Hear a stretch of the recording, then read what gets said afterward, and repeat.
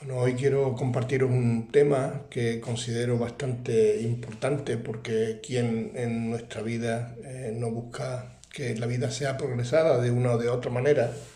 Y hoy vamos a hablar del progreso que Dios trae a nuestra vida dentro del proceso que tenemos que caminar para que hagamos la voluntad de Dios buena, agradable y perfecta.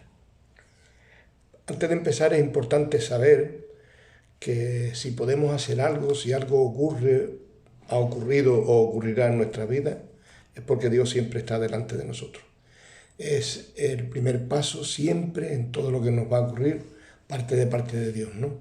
Él siempre fue por delante. En Juan 15, 16, en la primera parte del versículo dice: no me elegisteis vosotros a mí, sino que yo os elegí a vosotros. En 1 de Juan 4:10, también en la primera parte, dice: en esto consiste el amor, no en que nosotros hayamos amado a Dios, sino en que Él nos amó a nosotros primero. Y siempre vemos que el primer paso siempre viene de parte de Dios hacia el hombre. Esta verdad espiritual será la que nos hará caminar en la necesidad de buscar de continuo el rostro de Dios en oración, pero no en la oración donde nos ponemos a pedir, y que está bien porque la Biblia así nos ordena: pedir, se os dará, sino en esa oración en lo secreto, cuando nuestro corazón se conecta al corazón de Dios, y es en ese lugar, en lo secreto, donde Dios está. Y así lo dice la Biblia. En Mateo 5, en el versículo 6, cuando está hablando de la oración, luego lo dice también de la limosna y de la ofrenda, dice: mas tú cuando ores, entra en tu aposento cerrado, y cerrada la puerta, ora a tu Padre que está en secreto. Y dice: y tu Padre que ve en lo secreto te recompensará en público. Luego, en ese secreto es donde Dios está. Y en ese lugar secreto es donde nosotros vamos a escuchar la guianza que Dios demanda de nosotros de cómo debemos de caminar para hacer su voluntad. Nuestro ejemplo, como siempre, pues bueno, el mejor ejemplo que tenemos si somos discípulos es nuestro Maestro, Jesús. Y Jesús siempre mostró en su caminar una dependencia absoluta de la guianza del Espíritu Santo en su vida. En Juan 6:38 dice: porque he descendido del cielo no para hacer mi voluntad, sino la voluntad del que me envió. Y en su encuentro con la mujer samaritana lo vemos también cuando dice en Juan 4:4, dice: y le era necesario pasar por Samaria. Y ya habíamos visto en otra prédica que cuando le era necesario, porque Jesús antes de hacer cualquier cosa siempre buscaba de Dios, se apartaba en oración antes de comenzar el día y al finalizar el día. Y seguramente durante el camino también su corazón iba de continuo conectado al corazón de Dios. Y le era necesario porque el Espíritu Santo le había revelado en su corazón, decir: mira, Jesús, hoy tienes que ir a Samaria y va a ocurrir. Y él ya por delante le había planificado el día a Jesús, porque Jesús hacía las obras del que le envió, no lo suyo. Dice en Juan 4:34, cuando le estaban hablando con sus discípulos sobre la comida, dice: Jesús le dijo: mi comida es que haga la voluntad del que me envió. Por eso vemos que en el versículo 4 le era necesario porque le habían enviado a hacer ese. Y él ahora estaba en ese envío que le había hecho el Espíritu Santo y estaba completando, dice, y que acabe su obra. O sea, que estaba haciendo todo lo que el Espíritu Santo le había mandado. Todo camino tiene un principio y un final. O sea, el camino se anda desde un lugar y se llega a otro, ¿vale? Pero el transcurrir en el camino es lo que nosotros, o lo que yo llamo en este tema que vamos a compartir, el proceso. Y en este caminar, depende de cómo lo hagamos, es donde a nuestra vida va a venir el progreso que trae el entrar dentro del proceso que viene de parte de Dios. En un principio tenemos que entender que en este camino que empezamos a caminar en la voluntad de Dios, tenemos que ver cuál era nuestra condición, porque este camino no se empieza a caminar cuando nosotros vamos a la iglesia, ni tan siquiera cuando nosotros aceptamos a Jesús como el Señor y Salvador. de nuestra vida. Este camino empieza cuando nosotros, dice, estábamos muertos, estamos fuera de la voluntad de Dios, estamos haciendo nuestra voluntad, como dice en Efesios 2:5, aún estando nosotros muertos en pecado, nos dio vida juntamente con Cristo, por gracia sois salvos. O sea que en ese momento donde nosotros no le habíamos amado a Él todavía, pero Él nos amó primero, es donde comienza este caminar. Y el final es pues el día que se acabe nuestras vidas. Pero ¿cómo tendremos que estar en ese día? Tendremos que ser una persona transformada del proceso y como consecuencia del progreso que Dios ha ido trayendo a nuestra vida en este proceso, para llegar a, dice en Efesios 4:13, hasta que todos los que entramos en ese camino, todos lleguemos a la unidad de la fe y del conocimiento del Hijo de Dios. Y dice, a un varón perfecto. Luego Dios, que es perfecto, demanda de nosotros que seamos perfectos. Y dice, a la medida de la estatura de la plenitud de Cristo. Ya hemos hablado en otros temas, pero hago así una pincelada, que para crecer en el concepto humano, crecer a la estatura de la plenitud de Cristo, en el concepto humano es así, pero en el reino de Dios crecer para llegar a la estatura de Cristo es menguar. Contra más mengue nuestro cuerpo, nuestro yo, nuestro ser, nuestro Manuel, o tu Antonio, Luis, Marisa, o como te llames, contra más mengues tú, más va a crecer Él y más vamos a poder llegar a la altura de la plenitud de la estatura de Cristo. Únicamente para caminar en ese camino no podemos ir distraídos, mirando para los lados, viendo qué es lo que el mundo nos ofrece, qué es lo que se le apetece a nuestra carne, qué es lo que los deseos de los ojos nos lleva a la concupiscencia del pecado, nos atrae, sino que tenemos que caminar con los ojos puestos en Jesús y sobre todo caminar junto a Jesús. Este camino no solamente lo tenemos que llevar puesto, nuestra mirada puesta en Él, sino caminar con Él. Y no es un camino cualquiera, no todos los caminos valen, no todos los caminos, como dice el mundo, todos los caminos llevan a Roma, sí, llevarán a Roma, pero no todos los caminos llevan a Jesús, porque Jesús dijo en Juan 14:6, Jesús dijo, yo soy el camino. No dijo yo soy uno de los caminos, podéis ir por otro lado, pero no dice yo soy el camino.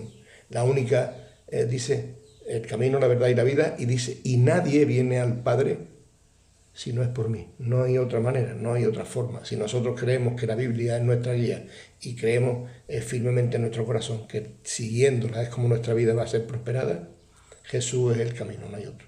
Y no es un camino cualquiera, no es un camino que nosotros podamos andar de cualquier manera. Ni la Biblia, hoy que está tan en boga la doctrina de la prosperidad y que bueno, tú lo que tienes que hacer es aceptar a Jesús y ya está, somos salvos por gracia y entonces como Él pagó el precio por nosotros, simplemente tenemos que reconocer que Él lo hizo y ya nos vale. No podemos convertir el Evangelio de la gracia en el Evangelio de la desgracia. Tenemos que seguir unas normativas que cuando nosotros aceptamos andar por ese camino no podemos andar de cualquier manera, porque dice en Mateo 7:14, porque estrecha es la puerta y angosto el camino que lleva a la vida y pocos son los que le hallan. Y no es que esté escondido, es que para verlo nuestra mirada tiene que estar puesta en Jesús y tenemos que caminar junto a Él. Y en el proceso de nuestro caminar es como vamos a ir viendo cómo el camino se estrecha, cómo cada vez podemos dar menos bandazos de un lado a otro y no lo hacemos porque nosotros hayamos entendido nada, porque seamos muy buenos, porque aprendamos a caminar, sino que ahora vamos a ver, un poco más adelante vamos a ver un versículo clave en por qué caminamos por ese camino estrecho sin miedo a caernos para los lados, a golpearnos con... Imagínate que es un camino estrechito donde o está a una altura muy grande, que hay un barranco al lado, que si te sale te caes, o imagínate simplemente que es un camino que hay tuneras a los sitios y que cuando te arrimas al borde del camino para salirte de él, te pinchas, ¿no? Y dice que estrecha es la puerta y angosto el camino. Y la puerta es estrecha y dice, ¿por qué? ¿Por qué esas dificultades? Porque en este camino no se puede entrar cargados con nuestros pesos, si tú no vas totalmente liviano, si tú no estás descargado de la ira, del odio, de la falta de perdón, de la falta de amor, de la falta de misericordia, de tus propios deseos, de no sé cuántas cosas pueden venir a nuestra vida que nos pueden distraer, si tú no te apartas de todas esas cosas, no vas a poder entrar por la puerta, no vas a poder caminar el camino. Luego, para entrar y caminar por el camino, primero hay que pasar por la puerta. Y Jesús dice, yo soy la puerta, ¿vale? Tenemos que entender, también dice en Hebreos 12:1, porque, por tanto, nosotros también, teniendo en derredor nuestro tan grandes nubes de testigos, despojémonos de todo peso. O sea, tenemos que quitarnos eso que nos pesa, porque la falta de perdón pesa, la falta de amor pesa. Todas esas cosas que no son conforme al corazón de Dios, en nuestro corazón es una carga y nos pesa. Y tenemos que despojarnos de ello. Y dice, despojarnos de todo peso, lo que cargamos de lo nuestro, y del pecado que nos asedia. O sea, quiere decir que no nos tenemos que cuidar del pecado que tenemos en nosotros, o el que podamos tener, sino también del pecado que nos asedia, porque el mundo va a estar con sus deseos, con las cosas que nos ofrece, va a estar ahí. Si tú no pones la mirada donde la tienes que poner, si tú no caminas por donde debes de caminar, tus ojos se van a ir donde no deben ir, y ese pecado que te asedia te va a hacer que tú te salgas del plan de Dios. Dice, corramos con paciencia la carrera que tenemos por delante. Luego vemos que tenemos una carrera que es necesaria correrla, que no podemos hacerla de cualquier manera. Dice, por tanto, y en otras palabras, andar por el camino angosto significa renunciar completamente a nuestra propia voluntad, así como a nuestros propios pensamientos acerca de cómo debería de ser nuestra vida y nuestros propios deseos. Rendir nuestra voluntad a Dios, dejar que nuestra mente sea renovada y que seamos transformados por el poder de la palabra y entendamos que podemos tener un plan muy bueno, que podemos tener unos fines muy buenos y muy correctos, pero los planes de Dios son perfectos. Y estamos llamados a ser varones perfectos. Para andar por este camino es muy difícil, o yo diría que más bien es imposible andar solo por ese camino estrecho. Por este motivo, antes de entrar en el camino hay una puerta, y para entrar por esas puertas hay que cumplir una serie de requisitos. Uno de ellos es morir a nuestro yo. Porque la puerta que habla en Juan, cuando Jesús en la parábola del buen pastor dice, yo soy la puerta, una puerta que entra al reino, el que por mí entrare hallará pasto, dice, y entrará y saldrá. En esa descripción de la puerta, yo entiendo esa puerta como la cruz. Nosotros tenemos que llegar a la cruz, subirnos a la cruz, no mirar la que está vacía, subirnos a la cruz, morir con Cristo para poder resucitar con Él. Y en esa nueva criatura que nace de esa acción nuestra, de entrar, de subir a la cruz y de caminar de nuevo en el nuevo nacimiento, ya es donde vamos a empezar a caminar con Cristo. Seguimos en el proceso que nos va a llevar hasta llegar a la meta. Una vez logremos que entrar por ahí y logremos estar cubiertos del pecado que nos asedia, ¿cómo lo podemos hacer? Lo podemos hacer caminando con Él en su yugo. La manera de caminar junto a Él no es vamos de la mano o vamos tú al lado mío y yo, porque ¿sabes qué puede ser? Si tú llevas 2 bueyes, por eso dice de la yunta, si tú llevas 2 bueyes y los llevas sueltos, un buey puede tirar para un lado y el otro puede tirar para otro. Pero si los 2 bueyes van en el yugo, el fuerte que es Jesús tirará del débil que somos nosotros. El que sabe por dónde debe de andar es el que, por mucho que el otro quiera sacarlo del camino, Jesús no se va a salir del camino. Si vamos por cada uno, vamos junto a Jesús, pero sin el yugo, pues estamos en la nuestra. Pero si entendemos que tenemos que caminar sometidos a Jesús, dice en Mateo 11:29, para que veamos qué tipo de yugo es, porque el yugo puede parecer, no, me tiene aquí en el yugo de la esclavitud, dice, llevad mi yugo sobre vosotros, dice, y aprended de mí. Sí, no te estoy pidiendo algo que yo no haga, porque él caminó con el yugo del Espíritu Santo todos los días de su vida.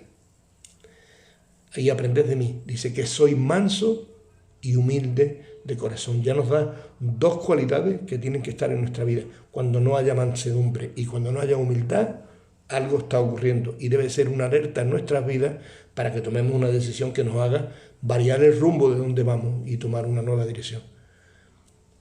Si lo hacemos, si llevamos su yugo sobre nosotros y aprendemos de él su humildad y su mansedumbre, dice, y hallaréis descanso para vuestras almas. No será un suplicio, no será un sometimiento que te hace decir, no tengo libertad, no, dice, hallarás descanso para tu alma, porque la batalla que tenemos que pelear, la pelea él, las luchas que nos van a venir, las pelea él, la fuerza que nos va a faltar en el caminar, él las pone. Si vamos con él en el yugo, todo lo que nos pueda pasar de inconveniente, él los va a suplir con su palabra, con su consuelo, con su amor, con su inyección de fuerza, con el Espíritu Santo levantándote y diciéndote adelante, aún en la caída. Él pelea la batalla. Qué bueno entender que él es el que pelea la batalla, ¿no? Una de las grandes dificultades que por nuestra condición adquirida en el caminar, en todo lo que nos rodea, yo qué sé, una de las dificultades puede ser que es difícil dejar por fe, no confiar en nuestra propia fuerza. Cuando Dios nos manda a hacer algo que no entendemos, decir, no, si yo lo pienso de otra manera.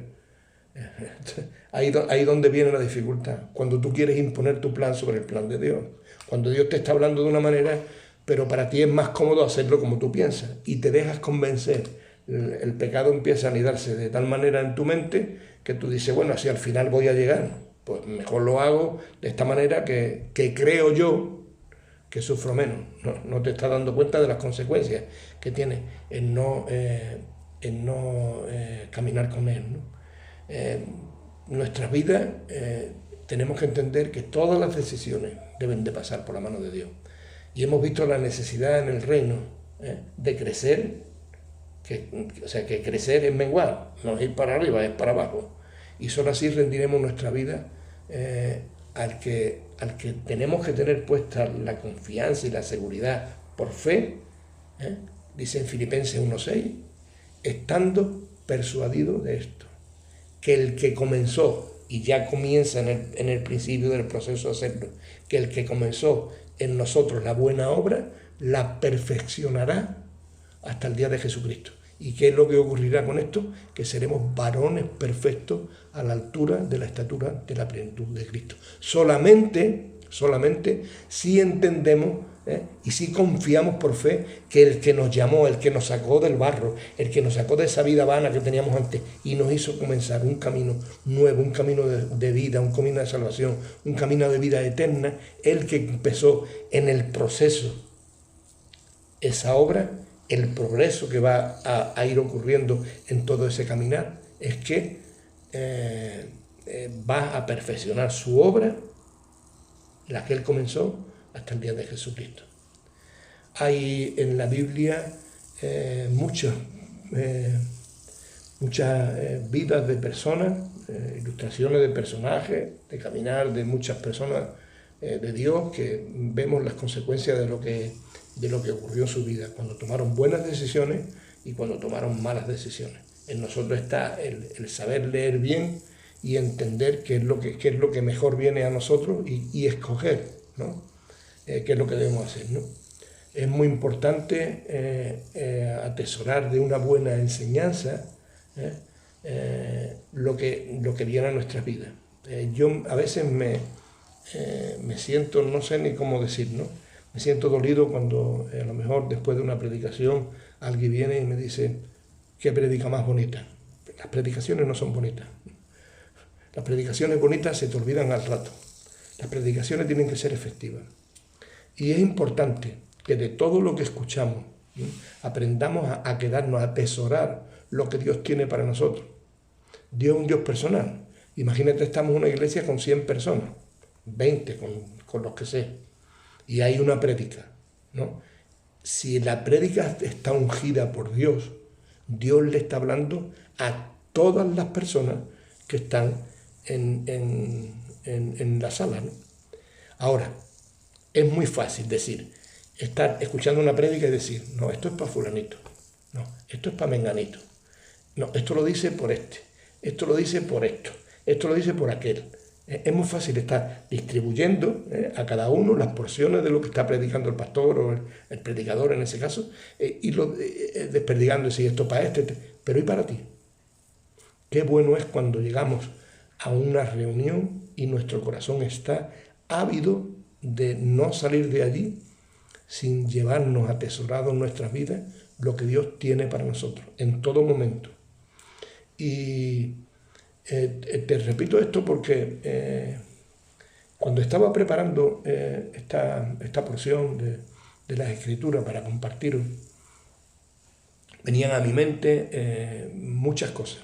Por ejemplo, cuando estaba hablando del camino y de la forma de caminar, de lo del principio, del final, me acordaba de Juan, de mi pastor.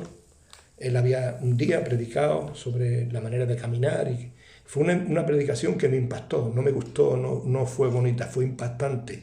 Hasta el punto de que este año, cuando estuvimos juntos en México, un día le dije, Juan, ¿por qué no predicas? Porque para mí fue de mucha bendición el entender el proceso del camino, ¿vale? Y ahora voy a contar otra parte voy a terminar ya, bueno, en el rato que me queda, lo voy a terminar con otra porción de las Escrituras, donde también es algo, por supuesto que Dios me ha hablado, a través porque Dios nos habla a través de ¿qué? A través de la palabra, a través de una predicación, a través de una conversación, a través de una acción, a través de una imagen, a través de lo que sucede. Dios nos habla de muchas maneras. Y en el mes de, no sé si fue en marzo, en abril o mayo, no me acuerdo qué mes, hubo una reunión de pastores y líderes de la FIBE en la Manga del Mar Menor, creo. Y tuvimos como invitado a Marco Zapata. Yo no estaba en México y estaba expectante, porque a mí cuando Dios convoca a su pueblo en asamblea, pues la verdad que es algo que no me gusta perderme, ¿no? Y más cuando algo que atañe a mí, porque bueno, reuniones de grupos hay todos los días y en todos los lugares, ¿no? Pero cuando afectan al lugar donde tú te mueves, al entorno donde tú estás, pues algo que tú debes de entender que Dios quiere hablarte a ti, porque si no, no te tendría en ese grupo, ¿no? Y con ese hambre, pues bueno, yo me había interesado ya en saber de qué manera yo podía tener acceso a escuchar todas estas prédicas que se iban a dar, ¿no? No tanto por la gente que iban a predicar, que también, porque me apetecía escuchar a Marco Zapata, sino porque, bueno, pues entendía que Dios tenía algo para mí y que a pesar de yo no estar físicamente, si tenía por los medios que Dios ponía a nuestro alcance de poderlo escuchar, pues así sería, ¿no? Y esta prédica, para los que estuvieron viéndolo, esta prédica comienza con un compartimento de Marcos compartiendo de algo que no es lo que yo voy a hablar, pero sí con los versículos que yo voy a utilizar, sobre el libro de Josué. Y con esta porción de las Escrituras, pues yo quiero terminar más que nada, porque para mí una buena predicación es desglosar un tema hasta lo más profundo, y otra que es la que a mí me gusta, pinceladas, para que en ti, que tienes la buena costumbre de tomar nota, cuando haya llegado la palabra que Dios tiene para ti, la notes y la escudriñe, la busque y haga que el Espíritu Santo la desarrolle en tu vida. Porque Dios se revela a las personas que preparamos una prédica, Dios se nos está revelando y nos está hablando palabras rema de situaciones que no entendemos en el conjunto de la prédica de una manera distinta, más abierta, más profunda, o no sé, de muchas maneras, ¿no? Pero lo importante no es lo que ha ocurrido en mí, lo importante es lo que esto ocurra en ti, y que sean las cosas que yo, o que puedas escuchar en cualquier predicación, te abran una puerta para tú poder seguir escudriñando las Escrituras, porque al fin y al cabo Ese es nuestro quehacer diario, leer, leer, leer y escudriñar las Escrituras para poder llegar a lo profundo, ¿no? Y en el contexto de que nos hablaba Marco y que yo quiero hablar, olvídate ya de Marco, olvídate ya del Congreso y ahora vamos a centrarnos en lo que Dios me ha hablado a mí de todo esto y aunque use palabras que él usó o de alguna forma el enfoque que él le dio por otro camino, permíteme que yo te lo exponga en lo que a mi corazón vino y lo que yo espero que en el tuyo abra una puerta para entender que el proceso en el que nos va a llevar Dios hacia el progreso que necesitamos en nuestra vida para llegar a ser un varón perfecto, hay una palabra clave, y es obediencia. Es rendir nuestros planes a los planes suyos. Entender que no es como nosotros pensamos, es como Él dice, no es lo que nosotros queremos hacer, es lo que Él quiere que nosotros hagamos, y entender que Él siempre va por delante nuestra y sabe más que tú y que yo lo que tú y yo necesitamos, lo que es mejor para nosotros. Y en el momento que es, no donde nosotros creemos, ahora es, no, es cuando Dios dice. En el tiempo hay tiempo crono, tiempo cairo y tiempo plero. El tiempo plero, el tiempo de decir ahora, eso solamente lo sabe Dios. Y es el momento oportuno. Cuando Dios te dice ahora, no lo dejes para mañana, es ahora. En el contexto de lo que vamos a hablar, para situarnos, estamos en que el pueblo de Israel llega a la orilla del Jordán, ya Moisés no está, ya Josué es levantado como caudillo, estamos hablando del capítulo 1 del libro de Josué, y hay una serie de circunstancias que ocurren y ya había que cruzar el Jordán, y bueno, cruzan el Jordán y ahora empieza la conquista. Una vez que cruzan el Jordán, entran en la tierra prometida, dejan ya el caminar por el desierto, donde Dios había estado preparando al pueblo para este momento, ya han cruzado el Jordán y ahora están ante la tierra prometida. Una tierra que los espías habían visto como una tierra que realmente sí había cosas buenas, pero había también muchos inconvenientes. Había gigantes, había muchos pueblos, había pueblos armados, pueblos guerreros, pueblos que estaban en guerra unos con otros, y estaban muchas tribus violentas, y ellos eran una manada de pastores que llegaban ahí creyendo por fe que esa tierra Dios se la había dado y que iban a conquistarla y que se la iban a entregar. Y recordáis que solamente de los espías que habían mandado Moisés, solamente 2, Josué y Caleb, no habían visto los inconvenientes y habían dicho, no, realmente Dios sí sabe dónde nos ha traído, porque es una tierra que fluye leche y miel, diciendo todo lo que nosotros vamos a necesitar está ahí y Dios nos ha traído al lugar correcto. Pues en este contexto de estar Josué ahora mirando, Josué había tomado la responsabilidad de ser el general del ejército, de ser la persona que iba a introducir al pueblo de Israel en la tierra prometida. Y él seguramente estaba planeando cómo iba a hacerlo. Y en este momento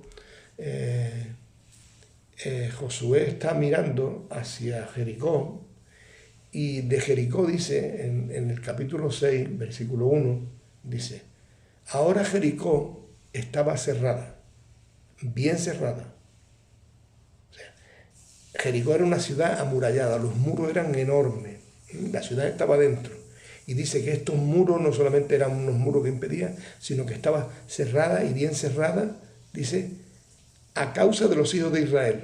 Seguramente la gente de Jericó sabían qué es lo que había ocurrido con el pueblo de Israel en el desierto y tenían de alguna manera la expectativa de decir, ¿quién serán estos enemigos? Conozco a los amorreos, conozco a los estos, los otros, los cualquiera que puede venir a atacarme, ya he peleado con ellos muchas veces, sé con quién estoy en debilidad y con quién estoy en fortaleza, sé cómo tengo que pelear, pero el pueblo de Israel es un pueblo nuevo. ¿Cómo peleo yo con esta gente? Seguramente esa expectativa tenían la gente de Jericó. Pero Josué estaba mirando y dice, bueno, yo tengo aquí un grupo de pastores que lo único que saben es lidiar con las ovejas, buscar alimento y venimos acostumbrados de 40 años dejarnos llevar. Dios ha sido nuestro proveedor, no hemos tenido que buscar alimento, no hemos tenido que hacer nada. Dios nos daba maná por la mañana, nos daba agua cuando necesitábamos, pasto para nuestro ganado, vestido para nuestro... y no habían tenido que preocuparse. Y ahora había un tema de decir, bueno, y dice que Jericó estaba ahí y Josué lo estaba mirando y seguramente en el corazón de Josué lo que estaba ocurriendo era lo que ocurre en nosotros. Estaba tratando, él seguramente estaba analizando unas estrategias. En definitiva, él estaba tratando de que Dios entrara en los planes que él estaba maquinando en su cabeza, de cómo hacerlo. Pero Dios no requiere de nosotros eso. Dios lo que requiere de nosotros es que nosotros entremos en sus planes. Dice en Efesios 2:10 que las obras en las que nosotros tenemos que andar, dice, los cuales Él ya ha preparado de antemano para que cada uno de nosotros anduviésemos en ellos, ¿no? Dice en Efesios 2:10, ¿no? O sea que los planes de Dios para nuestra vida ya están planeados de antemano por Él y lo que quiere es prepararnos para que entremos en ellos. Pero nosotros, que es lo que estaba haciendo Josué, estamos mirando de qué manera podía atacar a Jericó. Y en esa hay una porción en el capítulo 5 de Josué que dice, Josué del 13 al 15. Dice, estando Josué cerca de Jericó, en este lugar, mirando, alzó sus ojos y vio a un varón que estaba delante de él. También hemos hablado en alguna otra prédica del significado de alzar los ojos. No es mirar, no miró para arriba y vio un ángel, no. El varón estaba, dice, que estaba delante de él. Para ver a algo que está delante suya no tiene que levantar la mirada, tiene que abrir sus ojos espirituales. Él, en ese pensamiento Dios se le revela, con un varón delante suya.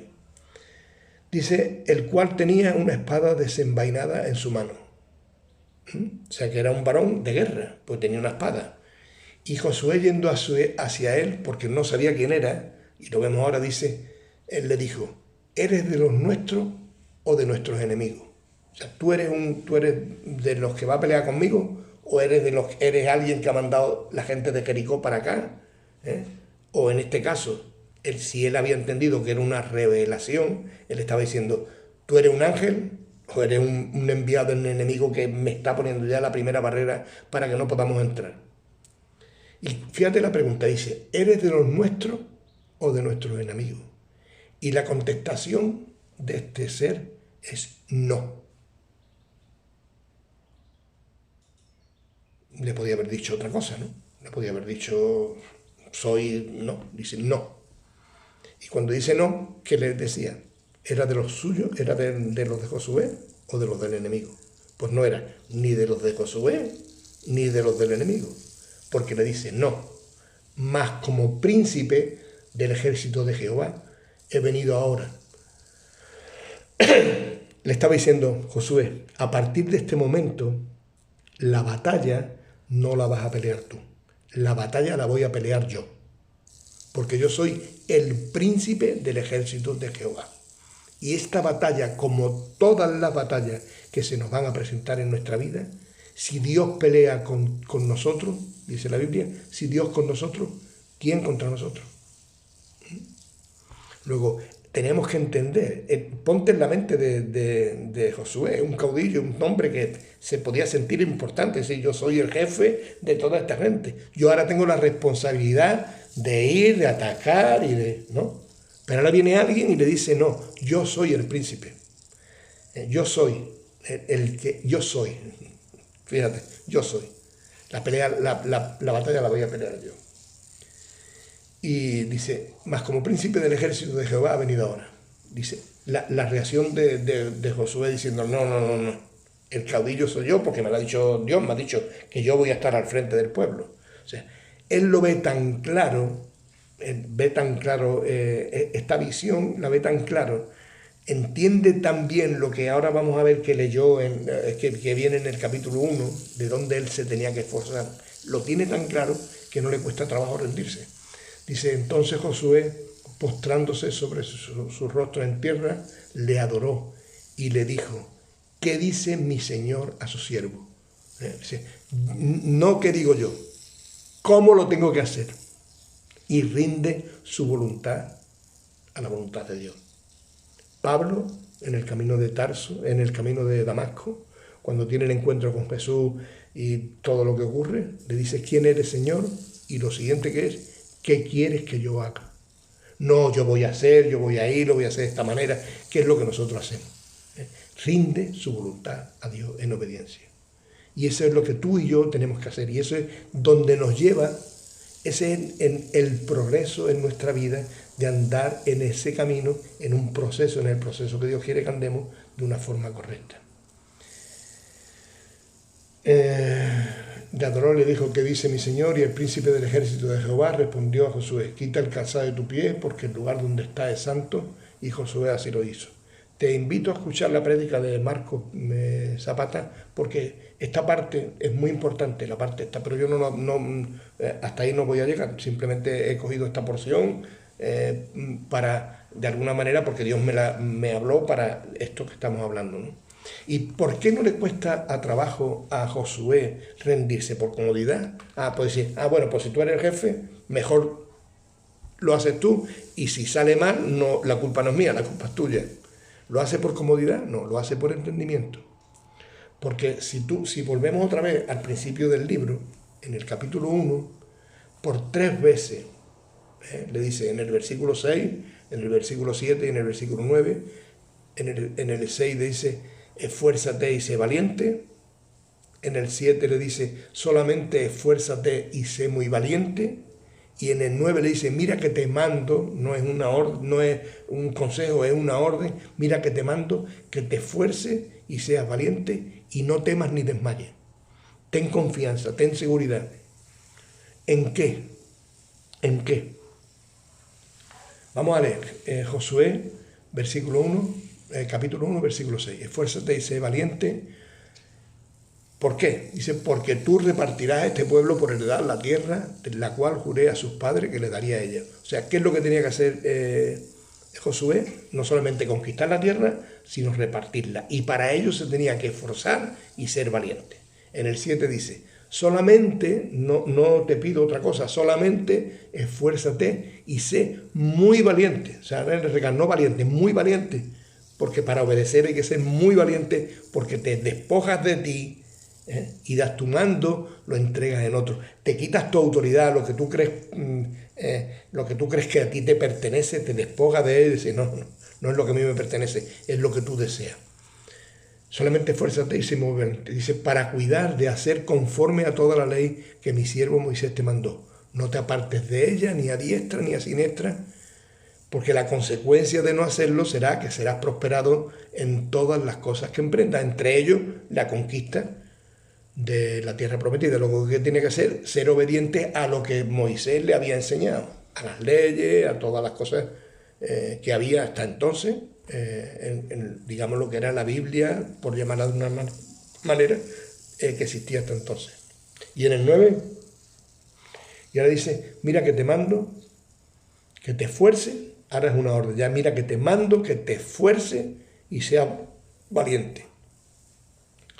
Dice: no temas ni desmayes, porque Jehová tu Dios estará contigo donde quiera que vayas. Luego vemos que el esfuerzo y la valentía no era en pelear, era en obedecer. Obediencia. Dios demandaba de Josué solamente eso, obediencia. Él, cuando vio al príncipe del ejército, obedeció. Si veis, no hemos saltado un versículo, hemos leído el 6, el 7 y el 9. Pero el 8, dice Josué 1:8: nunca se apartará de tu boca este libro de la ley, sino que de día y de noche meditarás en él, para que guardes, 1, y hagas, 2. No solamente es guardar, no solamente es saber, es hacer. No solamente es ser oidor, es ser hacedor. Para que hagas conforme a todo lo que en él está escrito. Dice: porque entonces harás prosperar tu camino y todo te saldrá bien. ¿Qué queremos? ¿Que las cosas nos salgan bien? No hagas tu voluntad, ríndete a la voluntad de Dios. ¿Qué quieres? ¿Que tu vida sea prosperada? No lo hagas a tu manera, hazlo a la voluntad de Dios. Espero que te haya edificado esta prédica, te abra puertas para que tú puedas seguir escudriñando, para que tú puedas profundizar mucho más en la importancia de la obediencia y para, sobre todo, que nos ayude a rendir nuestro corazón a Dios y entender que nuestros planes son buenos, pero los planes de Dios son perfectos. Que Dios te bendiga.